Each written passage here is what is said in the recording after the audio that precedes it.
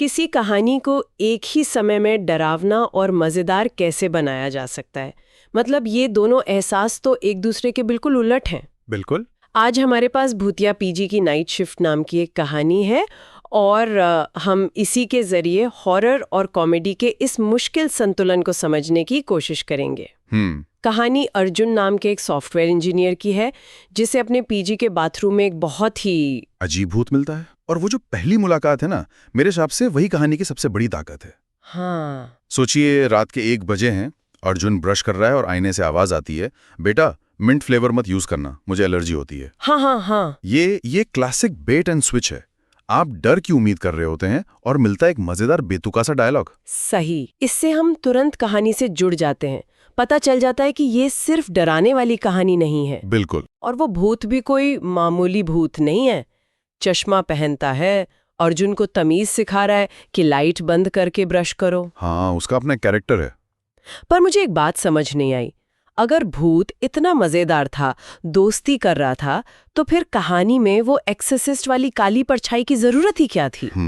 मतलब क्या कहानी सिर्फ उन दोनों की दोस्ती पर नहीं चल सकती थी? ये बहुत अच्छा सवाल है।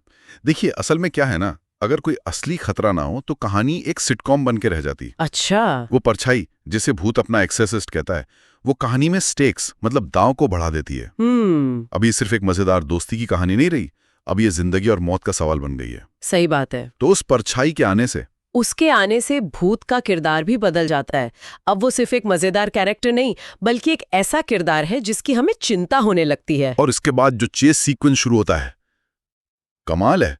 लेखक ने पेसिंग के साथ बहुत अच्छा खेला है। हाँ, एक तरफ वो परछाई 4K अल्ट्रा FPS स्पीड जैसी, मतलब एक मॉडर्न मजेदार उपमा का इस्तेमाल करके तनाव को हल्का करते हैं। हाँ, लेकिन खतरा असली बना रहता है। ये संतुलन बहुत मुश्किल होता है।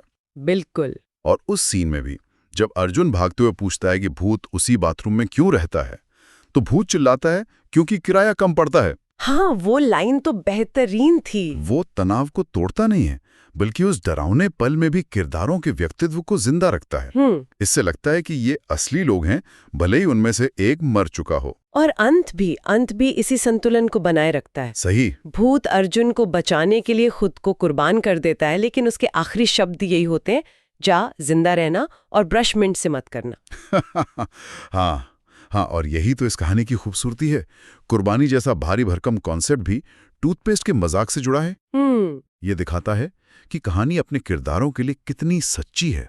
अंत तक भूत का सबसे बड़ा मकसद अर्जुन को बचाना और साथ ही अपने पसंदीदा टूथपेस्ट को प्रमोट करना है। अगली सुबह जब अर्जुन उठता है तो सब ठीक लगता है, लेकिन बाथरूम के आईने पर एक संदेश लिखा मिलता है। हाँ, भाई मैंने सैक्रिफाइस किया था, एटलीस्ट कोलगेट नीम ट्राई कर। और ये एक परफेक्ट क्लिफ हैंगर है। एक अच्छी हॉरर कहानी आपको कभी भी सारे राज नहीं खोलती है ना। सही। संदेश के बाद वो जो हल्की हंसी सुनाई देती है और आईने में एक पल के लिए परछाई की लाल आंखों का दिखना, हाँ, वो आपको एक सवाल के साथ छोड़ देता है। क्या असली खतरा वो परछाई थी या कुछ और है? क्या भूत सच में चला गया? तो ये कहानी हमें सिखाती है कि हॉरर सिर्फ जंप स्केयर्स या राक्षसों के बारे में नहीं है, और कॉमेडी सिर्फ चुटकुलों के बारे में नहीं। हाँ, जब इन दोनों को सही तरह से मिलाया जाता है तो हम किरदारों से गहरा रिश्ता महसूस करते हैं। हम उनके लिए डरते भी हैं और उन पर हंसते भी हैं। और यही एक सोचने वाली बात भी छोड़ जाता है, क्या हम अपनी जिंदगी के डरों का सामना करने के लिए भी हास्य का इस्तेमाल करते हैं? शायद सबसे मुश्किल हालात में भी एक छोटा सा मजाक ही हमें इंसान बनाए रखता है।